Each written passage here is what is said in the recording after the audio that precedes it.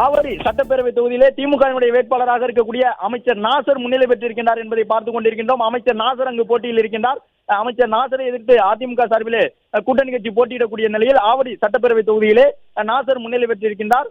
ஆவடி தொகுதியை பொறுத்தவரை அமைச்சர் நாசர் தொடர்ச்சியான முன்னிலையை தக்க வைத்துக் கொண்டிருக்கிறார் என்பதை பார்க்கின்றோம். தமிழ்நாடு முழுவதும் தற்பொழுது வாக்குகள் எண்ணப்பட்டு வரக்கூடிய நிலையிலே கிட்டத்தட்ட 3 மடங்கு அதிமுகவை காட்டிலும் தேசிய ஜனநாயக கூட்டணியை காட்டிலும் திமுக முன்னிலை பெற தொடங்கி இருக்கின்றது என்பதை பார்த்துக் கொண்டிருக்கின்றோம். திமுகவினுடைய பல்வேறு முக்கிய வேட்பாளர்களாக களத்தில் இறங்கியவர்கள் தொடர்ச்சியான முன்னிலை பெற்றுக் கொண்டிருக்கின்றார்கள்.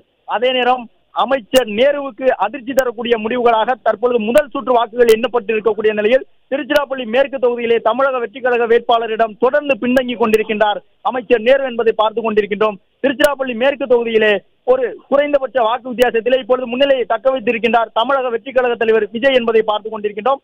ஆவடி சட்டப்பேரவை தொகுதியிலே திமுகவினுடைய வேட்பாளராக போட்டியிட்டு இருக்கக்கூடிய அமைச்சர் நாசர் முன்னிலை பெற்றிருக்கின்றார்.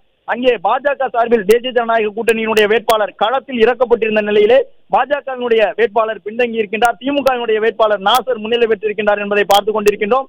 திருச்சிராப்பள்ளி கிழக்கு தொகுதியிலே மீண்டும் முன்னிலையை பெற தொடங்கி இருக்கின்றார் தமிழக வெற்றி கழக தலைவர் விஜய் என்பதை பார்த்துக் கொண்டிருக்கின்றோம். திருச்சி கிழக்கு தொகுதியை பொறுத்தவரை இனிகோ இருதயராஜ் மற்றும் விஜய் இடையே ஒரு கடுமையான போட்டி இருக்கின்றது. அதே நேரம் சென்னை பெரம்பூர் சட்டப்பேரவை தொகுதியிலே தொடர்ச்சியான முன்னிலையை விஜய் தக்க வைத்துக் கொண்டிருக்கின்றார் என்பதை பார்க்கின்றோம். அது மட்டுமல்லாமல் ராயபுரம் தொகுதியிலே தமிழக வெற்றி கழகம் முன்னிலை பெற்றிருக்கின்றது. சென்னையிலே ஆர்கே நகர் தொகுதியிலே அதிமுக முன்னிலை பெற்றிருக்கின்றது. சீர்காழி, சேலம் வடக்கு, திருச்சி கிழக்கு உள்ளிட்ட தொகுதிகள் எல்லாம் தொடர்ச்சியாக பிளே ஸ்டோர் மற்றும் ஆப் ஸ்டோரில் இருந்து பாலிமர் செயலியை QR கோடு மூலம் பதிவிறக்கம் செய்யுங்கள். செய்திகளை உடனுக்குடன் பெறுங்கள்.